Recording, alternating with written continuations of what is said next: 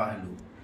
तो अब मेरे प्यारे दलित आदिवासी उद्यमियों स्टेक होल्डर, मैं आपको बताना चाहता हूं कि जब यूरोप में औद्योगिक क्रांति का शुरुआत हुआ तो पूरे यूरोपीय कंट्री जो है उपनिवेश बनाने के लिए जो है पूरे विश्व में छा गए।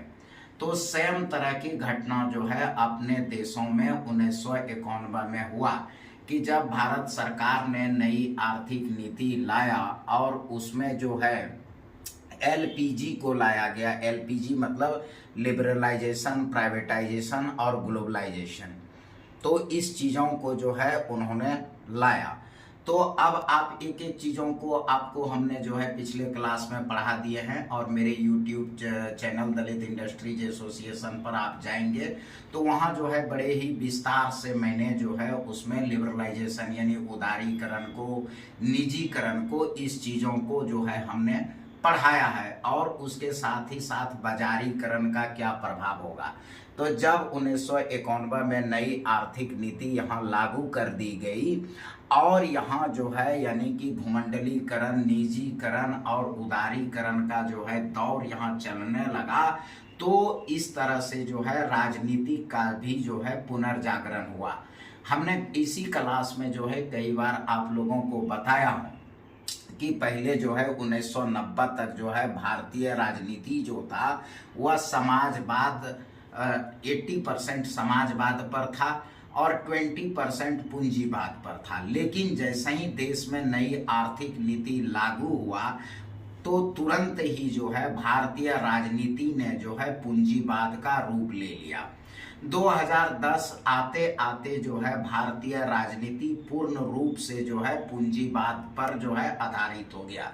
अब भारतीय राजनीति जो है समाजवाद पर आधारित न होकर करके भारतीय राजनीति जो है पूंजीवाद पर होने लगा कि किस प्रकार से जो है कॉरपोरेट घराने को यानी उद्योग वाणिज्य व्यापार करने वाले लोगों के लिए नीतियां बनाई जाए और किस प्रकार से जो है उद्योग वाणिज्य व्यापार करने वाले लोगों को भारत के जो है जितने भी प्राकृतिक संसाधन है और जितने भी यहाँ आर्थिक मसले हैं उस सारे चीज़ों को उद्योगपतियों और पूंजीपतियों के हवाले कर दिया गया और सरकार की यह नीति बन गई कि अधिक से अधिक जो है पूंजीपति, उद्योगपति, व्यापारी घराने, बिजनेसमैन घराने जो है वह क्या करे कि प्राकृतिक संसाधनों का उपयोग करके, सरकारी नीतियों का उपयोग कर करके वह ज़्यादा से ज़्यादा जो है लाभ कमाए और चंदे के रूप में जो है पॉलिटिकल पार्टी को चंदा दे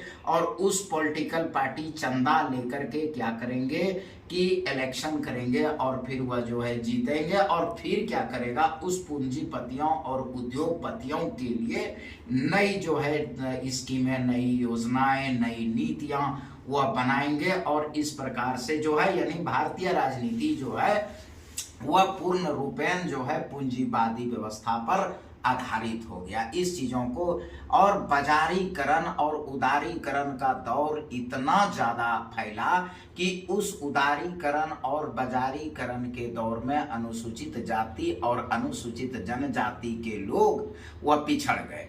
क्योंकि शुरुआती दौर से अगर बाबा साहब भीमराव अंबेडकर के कार्यों को देखें तो उन्होंने सामाजिक न्याय की जो है लड़ाइयाँ लड़ा। बीच में जो है कई नेता आए जिन्होंने जो है राजनीतिक सशक्तिकरण करने का प्रयास किया। अगर अभी तक जो है यदि बाबा साहेब के कार्यों का सामाजिक न्याय के बाद और बीच वाले जो नेताओं का जैसे मान्यवर काशीराम, जयपाल सिंह मुंडा तथा कई बार लोग जो है जो भारतीय राजनीति में अनुसूचित जाति और अनुसूचित जनजाति के लोग आए, उन्होंने जो है अपने समुदाय को राजनीतिक सशक्तिकरण करने का कोशिश किया। लेकिन बाबा साहब की लड़ाई सामाजिक न्याय और बीच वाले नेताओं की लड़ाई जो राजनीतिक सशक्तिकरण था वह 90 के दौर में आते आते वह जो है धराशायी हो गया। क्यों?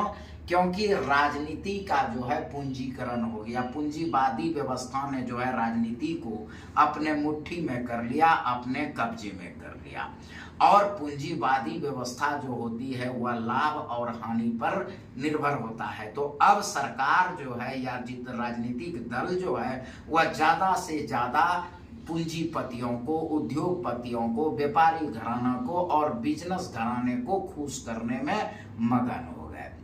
अब चूंकि बात हो रही है जातिगत जनगणना की, तो मैंने क्या कहा कि 1991 में जो है नई आर्थिक नीति आई, उसमें 3 शब्दों को पकड़ना है। पहला क्या है, उसको इंग्लिश में हम लोग बोलते हैं लिबरलाइजेशन। लिबरलाइजेशन मतलब उदारीकरण। उदारीकरण का विस्तार से मैंने जो है इसी चैनल पर दिया है, आप लोग उदारीकरण को देख लेंगे। प्राइवेटाइजेशन मतलब निजीकरण और ग्लोबलाइजेशन। तो अब देखिए हम नीचे से चलेंगे तो ग्लोबलाइजेशन जो है वह क्या है, प्राइवेटाइजेशन का मदर है। मतलब भूमंडलीयकरण के दौर में पूंजीपति, औद्योगिक घराने, बिजनेस घराने के लोगों को खुश करने के लिए जितने भी भारत में जितने भी सार्वजनिक क्षेत्र थे, सार्वजनिक क्षेत्र कहने का तात्पर्य है कि जितने भी सरकारी क्षेत्र थे वो सारे क्षेत्र को क्या कर दिया, प्राइवेट कर दिया। यानी कि जितने भी हमारा सरकारी क्षेत्र था जहां कि आरक्षण के वजह से अनुसूचित जाति और जनजाति के लोग नौकरियां पाते थे, वो सारे क्षेत्रों को धीरे धीरे धीरे धीरे वह प्राइवेट कर दिया। अब उसका संचालन कौन करेगा, तो पूंजीपति लोग करेंगे, औद्योगिक घराने के लोग करेंगे, बिजनेस घराने के लोग करेंगे, ये सारी चीजें करेंगे। अब जो रहा सहा कसर था वह था जुडिशियरी। तो आपने जो है अभी से 2-3 सप्ताह पहले आपने सुना होगा कि एक जो है चीफ जस्टिस हाई कोर्ट के जस्टिस के यहाँ 15 करोड़ रुपये मिले थे। तो आप सोचिए कि 15 करोड़ रुपया